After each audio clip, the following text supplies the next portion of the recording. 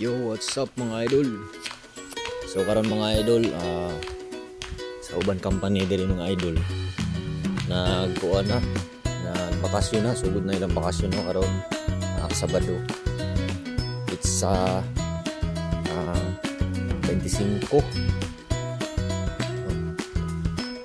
So lahi-lahi ang mga company diri mga idol kay amo karon ay nag-duty karon dito.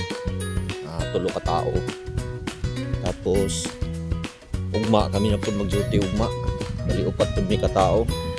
Katong nag-duty karon, relax na pud to ugma mga idol. So lahi ang company diri mga idol no kay nakadepende nyo na siya sa company nga imong maabtan diri kung makaabot man ka sa mga aspirant nato diya sa Pilipinas. Ilaha Sabado uban Linggo balik ako sila Lunes ang amua na nag-duty karon Sabado ugma na pa mag-duty Lunes duty tapos Martes, Miyerkules, Huwebes mahuna mo ang pahulay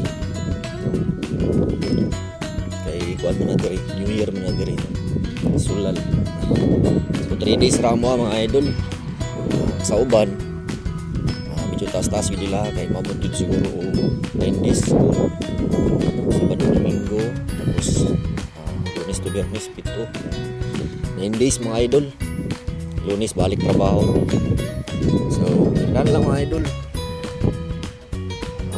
lahi ang company diri nga inyong maabtan po kung makabot man mo diri so kato lang mga idol salamat.